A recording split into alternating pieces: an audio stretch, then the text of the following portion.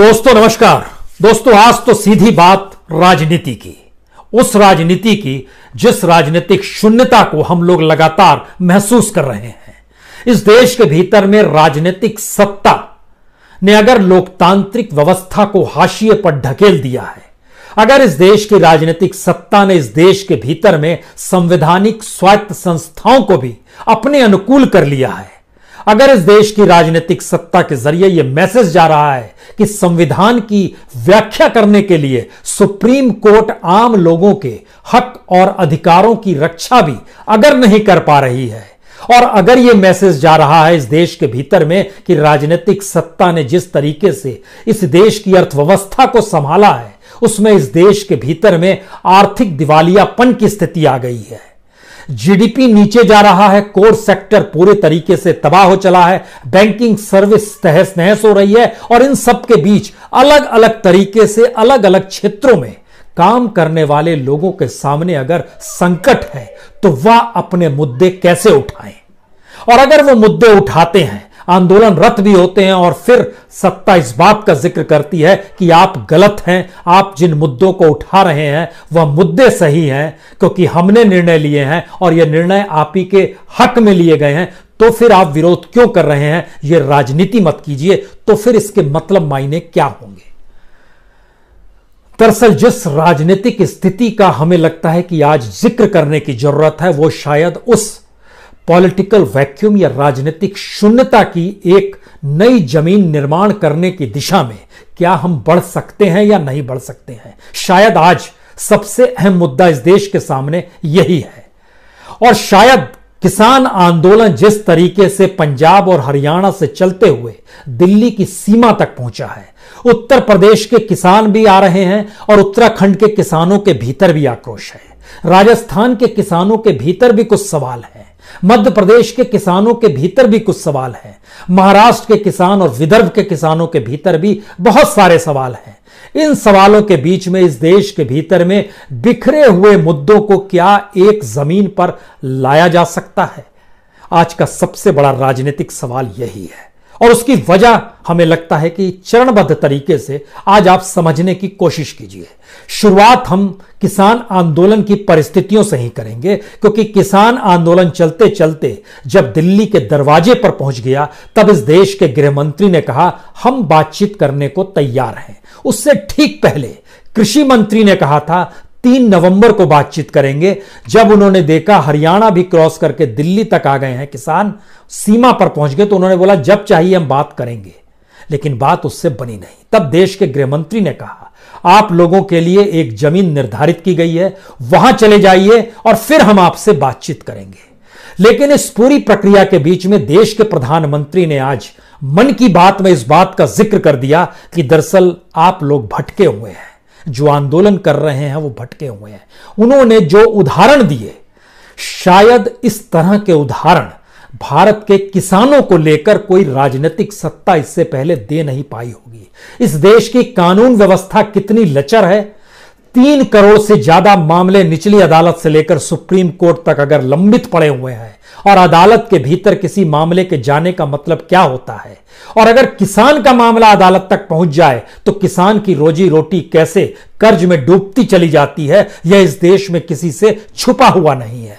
लेकिन हमें लगता है सबसे पहले जरा समझिए, प्रधानमंत्री ने क्या किसान आंदोलन के लेकर उन्होंने बहुत साफ कहा कि किसानों को 3 दिन के भीतर फसल की कीमत देना जरूरी है। जो भी खरीदेगा, पेमेंट अगर नहीं करेगा तो किसान कंप्लेन कर सकता है, शिकायत कर सकता है, और उस शिकायत को महीने भर के भीतर में सुलझाने का काम उस इलाके के एसडीएम को करना होगा। अब आप कल्पना कर सकते हैं, अगर किसान एमएसपी की लड़ाई लड़ रहा है, न्यूनतम समर्थन मूल्य की लड़ाई लड़ रहा है, और उसके सामने प्रधानमंत्री ने एक दूसरी चादर बिछा दी और कहा कि अगर आपको कीमत नहीं मिलेगी वाजिब जिस पे सौदा हुआ है तो आप शिकायत कीजिए, 1 महीने में चीजें आपके अनुकूल हो जाएंगी। किसान के घर की परिस्थिति में क्या प्रधानमंत्री ने झांक कर देखा है? खासतौर से तब जब किसान सम्मान निधि इस देश में चलाया जा रहा है।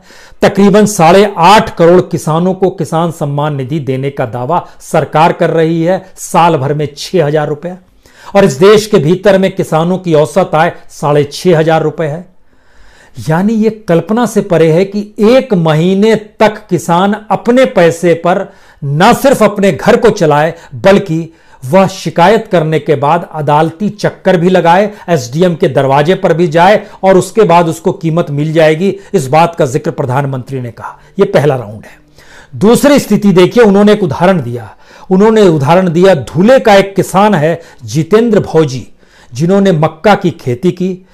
अपनी फसल को बेचने का सौदा 3,22,000 में किया। 25,000 रुपए उनको एडवांस मिल गए और देने वाले ने कहा 15 दिन में हम आपको पैसा दे देंगे। उन्होंने 15 दिन में नहीं दिया, तो इस किसान ने यानी जितेंद्र भौजी ने शिकायत की और 15 दिन के भीतर उनको अनाज मिल गया। मैसेज क्या है?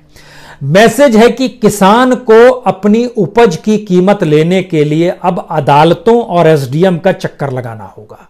यहां एमएसपी का मुद्दा गायब हो गया, उस एमएसपी का जिसके जरिए किसान सिर्फ इतना जिक्र कर रहा है कि जब बड़े कॉरपोरेट निकल कर आए तो फिर वो एमएसपी की कीमत पे ही ले, कम ज्यादा की जिक्र नहीं है। एमएसपी की कीमत तय कर दीजिए, उसी पर लेंगे। लेकिन अब सवाल पॉलिटिकल शुरू होता है। अगर आंदोलन चल रहा है और उसके बीच में इस देश के गृह मंत्री और प्रधानमंत्री दो अलग अलग दिशाओं में, एक बातचीत का ऑफर करते हैं और दूसरे स्पष्ट तौर पर कहते हैं प्रधानमंत्री हमने जो किया है सही किया है, तो आंदोलन करने वालों के सामने रास्ता क्या बचेगा? इस देश के भीतर में जितने भी मुद्दे हैं, उन छोटे छोटे मुद्दों का हम जिक्र करें, उसके पैरेलल में आज सबसे पहले एक बात समझ लीजिए। इस देश का शिक्षक हो, प्रोफेसर हो, लेक्चरर हो, डॉक्टर हो, आंगनबाड़ी की कार्यकर्ता हो, बेरोजगार युवाओं की लंबी फौज हो, इंडस्ट्री के क्षेत्र में रोजगार अनऑर्गेनाइज सेक्टर को नहीं मिल पा रहा है, उसको रोजगार चाहिए, हर जगह जो मुश्किल है, इस देश के भीतर में एक ऐसी जमीन की जरूरत है जहां पर इस देश के बिखरे हुए मुद्दे एक साथ आ जाएं। तो क्या किसान आंदोलन ने पहली बार इस देश को एक मौका दिया है कि किसान आंदोलन किसी से बातचीत नहीं करेगा। किसान आंदोलन में शामिल लोग उस जगह को एक आंदोलन की जमीन में तब्दील कर देंगे जहां पर वो मौजूद है। वो रामलीला मैदान में मौजूद नहीं है, वो जंतर मंतर पे मौजूद नहीं है, वो सड़क पर है, वह दिल्ली के बॉर्डर पे मौजूद है। तो क्या इस देश के भीतर में जब कोई ऐसी जगह अगर बन जाती है जहां पर जो आए अपनी बातों को कहे और अपने मुद्दों को उठाए और उसके लिए वह सरकार से वहीं पर खड़े होकर कहे आपने ये गलत काम किया है, आपको इसको ठीक करना पड़ेगा। क्योंकि इस देश के भीतर में संसद का क्या हाल है, यह हम लोगों ने राज्यसभा में जब विधेयक पास हो रहा था, जो एग्रीकल्चर से जुड़ा यही विधेयक था, उसको किस रूप में उस वक्त डिप्टी स्पीकर हरिवंश जी थे, उन्होंने किस रूप में पास करवा लिया, यह भी किसी से छुपा हुआ नहीं है। वोटिंग की स्थिति आई नहीं, अगले दिन अखबारों ने उसके मिनट्स तक छाप दिए, बता दिया कि लोग वोटिंग की मांग कर रहे थे। यानी लोकतंत्र के मंदिर के भीतर ही जब लोकतांत्रिक स्थितियां नहीं हैं, तो सड़क पे आंदोलन करने वालों के साथ लोकतांत्रिक परिस्थितियां कैसे आ जाएंगी और वो क्यों सोच रहे हैं? इस देश को एक जरूरत है एक ऐसी जमीन की, एक ऐसी राजनीतिक जमीन की जो अभी पॉलिटिकल नहीं है, किसी पॉलिटिकल पार्टी से नहीं जुड़ी है, लेकिन इस देश के अलग अलग मुद्दों को वह अपने साथ समाहित कर लेगी। क्योंकि किसान के मुद्दे किसानों के बीच में ही दफन हो जाएंगे, मजदूरों के मुद्दे मजदूरों के साथ ही दफन हो जाएंगे, बेरोजगारी के मुद्दे बेरोजगारों के साथ ही खत्म हो जाएंगे। इस देश का हर मुद्दा उस तबके को प्रभावित करेगा, उसको सरकार पर आश्रित बनाएगा, वो अपने इलाके के एमएलए या सांसद की तरफ देखता रहेगा और सिस्टम ही हमारा ऐसा काम करेगा जिसमें वो बार बार उसी दिशा में दिखेगा। तो क्यों नहीं एक पहली बार किसान आंदोलन के जरिए एक मौका किसानों को मिला है और इस देश को मिला है, क्योंकि किसानों की तादाद इस देश में सबसे ज्यादा है। अगर आंकड़ों के लिहाज से अगर आप समझना चाहते हैं तो समझिए, जिनके पास 2 हेक्टेयर से कम की जमीन है, सरकार उन्हें किसान सम्मान निधि देती है। इस देश के भीतर में 14 करोड़ किसानों में से 8.5 करोड़ किसान जो हैं, 8 करोड़ 46 लाख जो इसके दायरे में आते हैं, जो सरकार का डाटा है। पंजाब के भीतर में जो किसान रजिस्टर्ड हैं, जो किसान परिवार हैं, उनकी संख्या 22,40,000 है। हरियाणा के किसान लगभग 14,55,000 है। दोनों को मिला दीजिएगा तो 36,95,000 किसान। हम कह रहे हैं 50% किसान ही इसमें से, मान लीजिए सीमांत किसान है, प्रभावित हो रहे हैं। वह इस आंदोलन में शरीक हो गए। उस जमीन पर आ गए, जिस जमीन को इस देश के मुद्दों की जमीन बनाया जा रहा है, लोकतांत्रिक स्थितियों की जमीन बताया जा रहा है, संविधान बना रहे, लागू किया जाए इस देश के भीतर में, उसकी वो जमीन है। यानी मुद्दे यहीं पर उठाए जाएंगे, यहीं से बातें निकलेंगी, और यही इस देश की पार्लियामेंट है और यही इस देश की ग्राम पंचायत है। एक जगह पर जहां पर किसान बैठे हैं, उसी जमीन को अब क्रिएट कर लिया गया आने वाले बरसों बरस तक, जब तक इस देश में परिस्थितियां अनुकूल नहीं होती हैं तब तक के लिए। अगर इन 36,95,000 जो सिर्फ पंजाब और हरियाणा के किसान हैं, अगर इसमें से 15 लाख भी किसान पहुंच जाते हैं जो उस जगह पे मौजूद है, उसके बाद आइए जिनकी स्थिति बहुत बुरी है, उसमें उत्तर प्रदेश, बिहार, मध्य प्रदेश का किसान, बड़ी नाजुक स्थिति, और यहां की स्थिति सबसे बुरी भी है और सबसे बड़ी तादाद में यहां पर किसान भी है। तकरीबन 3 करोड़ किसान यहां पर रजिस्टर्ड जो सरकार की फाइल में दर्ज है। उत्तर प्रदेश का 1,87,00,000, बिहार का 53 लाख, मध्य प्रदेश का 55 लाख किसान परेशान है। उनके भीतर सवाल है, यहां से भी अगर 10% भी निकल आए, 20 लाख भी किसान निकल कर आ गए। उसके बाद एक तीसरी स्थिति आई है, जो कांग्रेस पॉलिटिक्स करते करते चूक रही है, उसके कौन से राज्य हैं? उसके राज्य हैं महाराष्ट्र, छत्तीसगढ़, राजस्थान और झारखंड में भी उसकी सरकार है। अगर महाराष्ट्र के 84 लाख किसान हैं, छत्तीसगढ़ के 18,80,000 किसान हैं, राजस्थान के 52 लाख किसान हैं, झारखंड के 14,36,000 किसान हैं, अगर इन सबको आप मिला दीजिएगा तो तकरीबन 1.25 करोड़ यानी 1,75,00,000, इसके भी 10% किसान मान लीजिए इस आंदोलन वाली जमीन पे मूव कर गए, पहुंच गए वहां पर। इनकी भी तादाद लगभग 17-18 लाख होगी, यह भी पहुंच जाएंगे।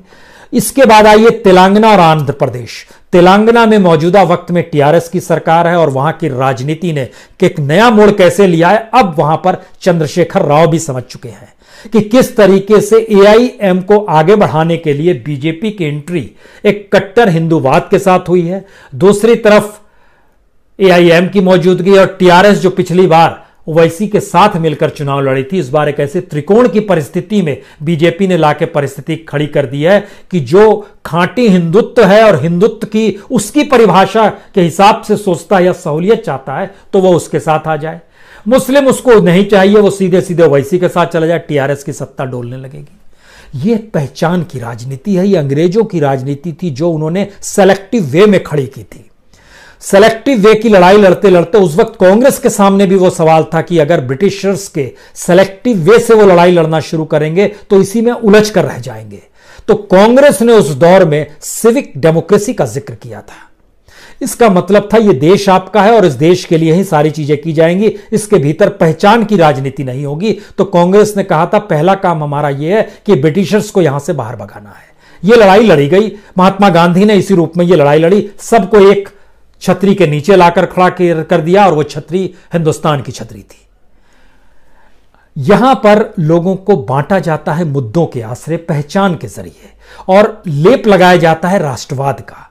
यह बीजेपी की अगर राजनीति है, यह राजनीति अगर आप समझ पा रहे हैं हर कोई, तो पॉलिटिकल पार्टीज के अपने लोभ मुनाफे हैं, वो बार बार इसमें उलझेंगे। लेकिन जब एक राजनीतिक जमीन तैयार होगी कि हम सरकार से बातचीत नहीं कर रहे हैं, हम सिर्फ अपने मुद्दों को उठा रहे हैं, क्योंकि सरकार तो हमारे जरिए ही बनती है, और अगर we the people for the people वाला हिसाब अगर मान के आप चल रहे हैं तो इसके मतलब बहुत साफ हैं कि जनता अगर कलेक्टिव वे में एक साथ अपने मुद्दों को लाकर सिर्फ एक जगह पर उठा रही है तो इस देश की मीडिया भी कितने दिन तक आंखें मूंदे रहेंगी। उसे उस जमीन को पास जाना ही पड़ेगा, क्योंकि उस जमीन में भी वह मीडिया नहीं देखा जाएगा जो मीडिया सिर्फ सरकार की बोली बोलता हो। लेकिन जैसे ही आप सरकार से लड़ने लगते हैं तो लगता है देश में डेमोक्रेसी है, आपको लड़ने का स्थान मिल गया। पॉलिटिकल पार्टीज का भी संकट यही है कि ये समझ नहीं पाए कि पार्लियामेंट के भीतर जाकर भी इनके डेमोक्रेटिक राइट सुरक्षित नहीं रहेंगे। बहरहाल लौटिए उस राजनीतिक जमीन पर। तेलंगाना में तकरीबन 34,81,000 किसान, आंध्र प्रदेश में 51,17,000 किसान जो कि सीमांत किसान हैं, जिनके पास 2 हेक्टेयर से कम की भूमि है। ये हम पूरी फहरिस्त बतला रहे हैं। इस देश के भीतर में कुल 14 करोड़ में से 8,46,48,328 किसान सीमांत किसान हैं। अगर इस 8 करोड़ में से इस देश के भीतर में 10-20% भी किसान अगर एक आंदोलन की जमीन इस देश की लोकतांत्रिक परिस्थितियों को जीने के हक के साथ बना लें, तो बहुत साफ है कि फिर वो कहीं ना कहीं इस देश का ग्राउंड जीरो होगा, वही पार्लियामेंट होगी। और जब पार्लियामेंट भी शुरू हो तो दूसरी पॉलिटिकल पार्टीज, जो कांग्रेस है या लेफ्ट है या समाजवादी पार्टी है या आरजेडी है या बीएसपी है, कोई भी पॉलिटिकल पार्टी या अकाली दल है, उनकी नेता ने तो इस्तीफा ही इसलिए कह दिया कि किसानों के हक के ये खिलाफ है, तो अकाली भी उसी जमीन पर जाएंगे, वो पार्लियामेंट में क्यों जाएंगे? यानी एक ऐसी परिस्थिति इस देश में हर पॉलिटिकल पार्टीज के लिए रास्ता खोलेगी जो इस देश में कह रहा है कि संघीय ढांचे को डिस्टर्ब किया जा रहा है, जो इस बात का जिक्र कर रहा है कि हमारे हक को भी केंद्र सरकार नहीं दे पा रही है, जो टैक्स वसूला गया हमारे स्टेट से वह जीएसटी का पैसा और डायरेक्ट टैक्स का पैसा भी हमको नहीं दिया जा रहा है, सेस का हिस्सा भी नहीं दिया जा रहा। हर कोई अपनी लड़ाई लड़ रहा है। तो यहां पे बहुत साफ है कि आपको कलेक्टिव होके एक ऐसी राजनीतिक जमीन बनाने की जरूरत है जो चुनाव लड़ने नहीं जा रही है, लेकिन इस देश की सांस्कृतिक, सामाजिक, संवैधानिक परिस्थितियों को उस जगह पर जिंदा रखना चाहती है। और यह लड़ाई की शुरुआत यहां से होती है, जिस एक जमीन पर, इसका मतलब है कि दूरस्थ इलाके में जिसके सामने, चाहे वो पश्चिम बंगाल का मुद्दा हो, चाहे वो कश्मीर का मुद्दा हो, चाहे वो केरल का मुद्दा हो, चाहे तमिलनाडु का मुद्दा हो, वहां का किसान, वहां का मजदूर, वहां का युवा, वहां का टेक्नोक्रेट, वहां का छात्र, वहां का बैंकिंग सर्विस वाला, वहां कोई भी शख्स है देश के भीतर का, वह उठ के इस जमीन पर आए और बताए कि उसका यह प्रॉब्लम है। सारे प्रॉब्लम्स एक दूसरे से जुड़े हुए हैं इस देश के भीतर में। मुश्किल यह है कि हर प्रॉब्लम जुड़ा हुआ जरूर है, लेकिन सब बिखर गया है। और देश की आर्थिक स्थिति जब डामाडोल है, क्योंकि देश की आर्थिक स्थिति जब हम आपसे कहते हैं डामाडोल है, तो इसका मतलब है कि इस देश के भीतर में इकोनॉमिक स्ट्रक्चर ठीक अगर नहीं होगा तो फिर कोई भी संस्थान ठीक नहीं चल पाएगा। क्योंकि उसका एक हिस्सा हम आपको बतलाते हैं जिससे चीज़ें और समझ पाएंगे। क्योंकि पहला क्वार्टर जो था, जो अप्रैल मई जून का था, वो -23.9 था। जुलाई अगस्त सितंबर का जो आया वो -7.5 हुआ। मैथमेटिक्स की दृष्टि से लगता है कि काफ़ी चीज़ें सुधर रही है, लेकिन इसके भीतर जब आप घुसते हैं तो आप देखिए, construction and trade -8.6%, hotel and restaurant -15.6%। ये लोगों के सामने रोजगार का मुद्दा होगा, कमाई का मुद्दा होगा। ये कहां जाएंगे? अपनी जगह पर आवाज उठाएंगे, कोई मायने नहीं रखेगा। लेकिन दिल्ली के चारों तरफ अगर जो किसान आके बैठे हुए हैं, अगर वो एक राजनीतिक जमीन में तब्दील हो गई, हम उसको कॉन्स्टिट्यूशनल लैंड कहेंगे, एक संवैधानिक जमीन है वो, उस जमीन पर आकर अपनी बात कहिए। एग्रीकल्चर को छोड़कर कोई भी ऐसी सेक्टर नहीं है इस देश के भीतर में जो पॉजिटिव रहा हो। सिर्फ एग्रीकल्चर सेक्टर है इस जीडीपी में जो +3.5 रहा है, बाकी सभी माइनस में है। और हर तरीके से जब माइनस में आते हैं तब आप सोचिए, इस देश को जो लोग चला रहे हैं उनका जो पब्लिक एडमिनिस्ट्रेशन का पैसा है, डिफेंस और दूसरी सर्विस में जो पैसा खर्चा होता है, या फिर गवर्नमेंट का जो फाइनल कंजम्पशन एक्सपेंडिचर है, वह भी बढ़ गया है। पैसा आ नहीं रहा है, एक्सपेंडिचर बढ़ गया। जैसे जून के क्वार्टर में वो 16.4% था, बढ़ा हुआ, जितना होना चाहिए था उससे 16.4% बढ़ गया। जो सितंबर का क्वार्टर है, यानी जुलाई अगस्त सितंबर का जो क्वार्टर आया है, उसमें बता रहा है कि ये -22.2% तक चला गया है। यानी कमाई हो नहीं पा रही है, वो सिकुड़ गई है लगभग 20-22%। और आप खर्च लगातार जो कर रहे हैं वो खर्च तो करना पड़ेगा आपको। वह खर्च भी आप कैसे आने वाले वक्त में कर पाएंगे? तो उस इकोनॉमी को संभाल पाने की स्थिति में आप है या नहीं है। इसको इस रूप में भी समझिए कि जो रेवेन्यू टारगेट था, जो पैसा सरकार के पास आना चाहिए था, वो अक्टूबर तक का टारगेट था लगभग 46.2%। जो बजट, मान लीजिए 100 रुपए का बजट बनाया गया, अक्टूबर तक सरकार के पास 46 रुपए 20 पैसे आने चाहिए थे, लेकिन सरकार के पास पैसे कितने आए? 34 रुपए 20 पैसे। यानी लगभग उसमें भी 12% की मुश्किल आ गई है। सरकार के पास पैसा आ नहीं रहा है, सरकार का एक्सपेंडिचर सरकार को चलाना है, बाकी एक्सपेंडिचर के लिए पैसा नहीं है। पैसे की उगाही के लिए सरकार ये कानून लेकर आई है। इस कानून को सरकार कैसे कह देगी कि ये गलत है? तो जो आंदोलनकारी हैं उनके सामने एक मौका है इस देश को एक साथ जोड़ने का, इस देश से जुड़े हुए हर मुद्दे का। उस मुद्दे के दायरे में अगर आप चाहते हैं तो ईवीएम को भी ले आइए। अगर आपको लगता है इस डेमोक्रेसी को ईवीएम के जरिए हड़प लिया गया है, तो ईवीएम का मुद्दा भी वहीं पर आएगा। और जनता जब जुड़ती चली जाएगी और परिस्थिति, तो क्या वो रामलीला मैदान है और क्या जंतर मंतर है, वो उसी जमीन में सिमटा जाएगा। फिर आपको लाल किले और रामलीला मैदान या जंतर मंतर जाने की जरूरत नहीं पड़ेगी। जनता का जुड़ाव जिस भी जगह पर होगा वही आंदोलन की जमीन होगी। अगर उसका विस्तार होते जा रहा है, लोग जुड़ते जा रहे हैं, क्योंकि इस देश के भीतर में हर जगह अपने मुद्दों से परेशान हर तबका है और उनकी तादाद लाखों में है। चाहे वो आंगनबाड़ी से जुड़ा हुआ हो, चाहे शिक्षकों का संकट हो, चाहे बेरोजगार युवकाओं का संकट हो, चाहे असंगठित क्षेत्र के मजदूरों का संकट हो, चाहे वो कंस्ट्रक्शन से जुड़े मजदूरों का, किसी भी परिस्थिति में जोड़िएगा तो सबको एक जगह जोड़ने का मौका पहली बार इस किसान आंदोलन के जरिए मिला है। तो किसान आंदोलन अपने आप में खुद को सिर्फ किसानी से ना जोड़े, इस देश की बैंकिंग परिस्थितियों को भी समझिए। इस देश के भीतर में कितना कितना पैसा दे दिया गया अलग अलग सेक्टर को। अगर आपको मैं जरा सी उसमें वक्त लगाइए और उसमें कभी रुचि जागृत हो तो सोचिए, सबसे बड़ा बैंक है SBI। अब आप सोचिए कि इस देश के किसानों पर जितना बोझ कर्ज के तौर पर नहीं है, या सरकारों ने जो कहती है हम दे देते हैं पैसा, किसान सम्मान निधि में दे देते हैं, इसमें देते हैं तो उसमें देते हैं, उससे भी ज्यादा पैसा सिर्फ SBI ने, बाकी बैंकों का जिक्र हम नहीं कर रहे हैं, सिर्फ स्टेट बैंक ऑफ इंडिया ने पावर सेक्टर में तकरीबन 2 लाख करोड़ रुपए पैसे दिए हैं। वसूली नहीं कर पाया है, पैसे दिए हैं। इलाहाबाद बैंक ने पावर सेक्टर में 4,958 करोड़ रुपए दिए, आंध्रा बैंक ने 14,586 करोड़ रुपए दिया है, बैंक ऑफ बड़ौदा ने पावर सेक्टर को 18,000 करोड़ का दिया है, इंडियन ओवरसीज बैंक ने 13,000 करोड़ रुपया दिया है, पंजाब नेशनल बैंक ने 35,000 करोड़ रुपया दिया है, यूको बैंक ने 11,000 करोड़ रुपया दिया है सिर्फ पावर सेक्टर को, जो किसानों की तुलना में कई गुना ज्यादा बैंकों ने उनको पैसा दिया, उनसे वसूला नहीं। और यहां पर हम किसानों की कर्ज माफी तो दूर की बात है, उनके लिए हम एग्रीकल्चर करने के लिए ना सिंचाई की व्यवस्था ठीक कर पाते हैं, ना मुफ्त में बीज दे पाते हैं, ना हम खाद दे पाते हैं, और वो जिस फसल को उपजाते हैं उस फसल की कीमत जो न्यूनतम है वह भी देने को तैयार नहीं है। तो इसका मतलब है कि हमारी इकोनॉमी अब पूरी तरीके से कैसे डामाडोल है, ये बैंकिंग सेक्टर से समझिए। 5 sector, iron and steel industry, power generation, petroleum industry, coal and mines, इसको सबसे ज्यादा लगभग 5 लाख करोड़ इस बैंक के जरिए NPA जो बनता है वो इन्हीं सेक्टर का बनता है। हम इन बातों का जिक्र इसलिए कर रहे हैं क्योंकि मुश्किल स्थिति इस देश के हर किसी के साथ है, और यह तो पहली बार है कि पार्लियामेंट से निकला हुआ विधेयक इस देश के किसानों के अगर खिलाफ है और सत्ता कह रही है नहीं वो हक में है, तो ये किसान इस देश के तय करें, अपने आप को बांटे नहीं। और अगर किसान तय करने लगे और फिर उसके बाद धीरे धीरे इस देश के अलग अलग प्रांतों के जो भी मुद्दे हैं अगर वो सब कलेक्टिव होते चले जाएंगे, तो फिर इसका मतलब है कि सौराष्ट्र जो गुजरात में आता है वहां के किसानों की जो मुश्किल स्थिति है वहां पर फिर वही पॉलिटिकल पार्टी चुनाव लड़ने की स्थिति में आ पाएगी या जीतने की स्थिति में आएगी जो उनके हक में होगी। अन्यथा चीजें बटेंगी तो सौराष्ट्र में भी वही बीजेपी जीतेगी जो किसानों को लेकर कह रही है हम सही हैं, किसान कह रहा है गलत हैं आप। या फिर जो मंदसौर में हो गया, मंदसौर में गोलियां चली, 5 किसान तक मर गए, लेकिन फिर बीजेपी वहीं से चुनाव जीतती है। क्यों जीतती है? क्योंकि चीजें बटी हुई है।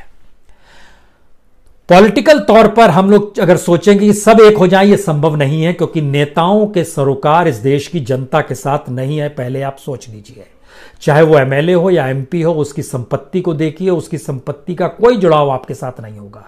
वो करोड़पति है, रईस है, दुनिया भर के अधिकारों से लैस है, विशेषाधिकार है, और उसमें ये पॉलिटिकल पार्टीज में चीजों को बांटिए मत कि ये इस पार्टी का है तो ठीक हो जाएगा, वो उस पार्टी का है ठीक हो जाएगा। जी नहीं, इनके अपने बिजनेस एक लकीर के ऊपर सबके बिजनेस चलते रहते हैं।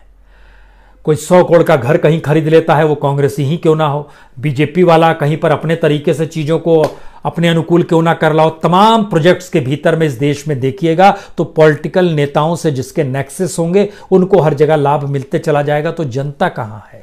पहली बार मौका इस देश के किसानों को मिला है कि इस देश की एक ऐसी कॉन्स्टिट्यूशनल लैंड को क्रिएट कर दे जिस कॉन्स्टिट्यूशनल लैंड पे इस देश के कॉन्स्टिट्यूशन के तहत ही जो जनता के हक और अधिकार हैं उसको इंप्लीमेंट करने की मांग की जाए।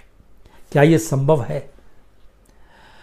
क्योंकि बातचीत से कुछ नहीं निकलेगा। सबको पंजाब और हरियाणा वापस लौटना पड़ेगा, कुछ को उत्तर प्रदेश से आए उन्हें वापस लौटना पड़ेगा, कुछ राजस्थान से चलकर आए हैं उन्हें वहां से लौट जाना पड़ेगा। लेकिन आंकड़े और फहरिस्त बहुत साफ बताते हैं कि यह मौका बातचीत करने का भी नहीं है। बातचीत से जब निकलेगा नहीं तो बातचीत आप क्या कीजिएगा। यह मौका एक ऐसे कॉन्स्टिट्यूशनल लैंड को बनाने का है कि इस कॉन्स्टिट्यूशन में जो भी चीजें दर्ज है, जो रोजगार को लेकर दर्ज है, जो पर्यावरण को लेकर दर्ज है, जो मजदूरी को लेकर दर्ज है, जो हेल्थ सेक्टर को ले, सारी चीजें मौजूद है कॉन्स्टिट्यूशन में। ऐसा नहीं है कुछ मौजूद नहीं है, सारी चीजें मौजूद हैं। उन्हीं चीजों को लागू किया जाए, हम तभी अपने अपने घरों को लौटेंगे, नहीं तो ये चीजें बनी रहेंगी 2024 तक। क्या यह संभव है? क्योंकि 24 में ही इलेक्शन होना है देश में लोकसभा का, उससे पहले तो होना नहीं है। लेकिन क्यों संभव नहीं है? और इस देश के भीतर में दो दो रोटी घर घर से जब जुगाड़ होनी शुरू होगी, अभी तो पंजाब से आ रहा है, कल कहीं और से आएगी, ये देश चला लेगा अपने आप को। जब एक प्रधानमंत्री के कहने पर यह देश उपवास कर सकता है जय जवान जय नारे के साथ, तो इस देश के भीतर में जब जवान और किसान खुद सोच लेगा, क्योंकि किसानी से हटकर इस देश के परिवार कहां है? 72% परिवार तो किसानी से ही जुड़ाव है। वो चाहे बड़े ब्यूरोक्रेट हों, चाहे सेना के अफसर हों, चाहे पुलिस के हो, या चाहे पॉलिटिक्स में हो, सब कोई तो किसानी से ही निकला हुआ है। एक मौका मिला है अलग अलग मुद्दों को एक साथ करके एक जगह लाकर एक ऐसी परिस्थिति बनाने का जिसके जरिए इस बात का जिक्र हो सके। अन्यथा आप राजनीति में फंसे रहेंगे तो उसका अंत क्या होगा? उसका अंत यह होगा, आप सोचेंगे अच्छा दुष्यंत चौटाला क्यों नहीं इस्तीफा दे रहे हैं, वो तो किसानों की राजनीति करते हैं। साहब वो अगर इस्तीफा दे देंगे वहां पर सरकार संकट में आ जाएगी। दुष्यंत चौटाला किसी भी करप्शन के चार्ज में कल को जेल में होंगे, वो क्या करेंगे? जेल में जाएं कि सरकार में बैठे रहें, सुविधा भोग करते रहें? सुविधा भोग करते रहेंगे, यही उनके लिए अनुकूल चीज है। और जब सत्ता पक्ष को इस बात का डर नहीं है कि वो चुनाव में हार जाए, तो जो मुद्दे लगातार उठ रहे हैं किसी भी डेमोक्रेसी को हड़पने को लेकर, जो ईवीएम पर आरोप लगाए जाते हैं, सारे मुद्दे उसी जगह पर लेकर आइए ना। इस देश के भीतर में अगला चुनाव कैसे हो, इस पर भी चर्चा हो जाएगी वहां पर। और जब वहां पर होगी तो वहां पर एक नया मैनिफेस्टो इस देश का तैयार होगा जो बतलाएगा आपको कि हमें किसानों के लिए ये हक चाहिए, मजदूरों के लिए ये चाहिए, न्यूनतम मजदूरी ये होनी चाहिए, इंडस्ट्री इस रूप में काम करेंगे। ये देश आत्मनिर्भर भी तुरंत हो जाएगा। इस देश के जो 2 नारे मौजूदा वक्त के प्रधानमंत्री ने दिए वो शानदार नारे हैं। सबका साथ सबका विकास। इस देश में सक्षमता है, आत्मनिर्भरता इस देश में सक्षमता है, वो ये दोनों चीजों को पूरा कर सकता है। लेकिन सिर्फ उसके लिए एक ईमानदार स्थितियां चाहिए जो राजनीतिक तौर पर सत्ता पाए हुए सत्ताधारी नहीं कर रहे हैं और नहीं करेंगे, क्योंकि सत्ता पाने की जो तिकड़में हैं वो जनता से जुड़ी हुई नहीं है, वो पैसे, करप्शन और बाहुबल से जुड़ी हुई है। अब आप क्या कर लेंगे उसमें आपने ईवीएम में बीच बीच में घुसा देते हैं। सोचिए इस पर जरूर। यह एक मौका है किसान आंदोलन के जरिए इस देश के भीतर में एक कॉन्स्टिट्यूशनल लैंड बनाने का, जिसमें सारे देश के मुद्दे आते चले जाएंगे और जुड़ते चले जाएंगे। और फिर देखिएगा स्थिति इस देश के भीतर में कुछ और होगी। कोई आपको यह नहीं कहेगा कि आंदोलन खत्म कीजिए तो हम बातचीत करेंगे, क्योंकि आप ही हैं सब कुछ। ये जिस दिन आप मानने लगेंगे उस दिन चीजें, सारी चीजें अनुकूल हो जाएंगी। आप ही के पैसे पर यह सरकार चल रही है, आप ही के पैसे पर जो निकल के आ रहा है वो रोड शो जो हो रहा है ना तेलंगाना और हैदराबाद के इलाके में, वो जनता के ही पैसे पर रोड शो हो रहा है। हर चीज जनता के पैसे पर, चाहे वो हवाई जहाज की उड़ान हो, चाहे बड़ी गाड़ियों में घूमना हो, चाहे लुटियंस की दिल्ली में बड़े बड़े आलीशान जो घर बने हुए हैं जो मंत्रियों को दिए गए हैं, वो सब सारा खर्चा जनता का ही है। इस देश के कॉरपोरेट्स भी जनता के पैसे को लेकर ही मस्ती में हैं। बैंकों से पैसे की उगाही करके एनपीए को बढ़ाते चले जाना और उसको रईसी में डूबे रहना, जनता का ही पैसा है वो। इस बात को समझ लीजिए। और ये मौका किसानों के सामने है, फैसला किसानों को लेना है। पहली जमीन, वो पहली नींव डालें। सभ्यता में भी तो पहली नींव खेती से ही पड़ी थी, तो क्या दिक्कत है? किसान इस देश में एक राजनीतिक नींव डालें जो कॉन्स्टिट्यूशनल लैंड पर खड़ी हो, उसके बाद देखिए स्थिति बदल जाएगी। बहुत बहुत शुक्रिया, बहुत बहुत शुक्रिया।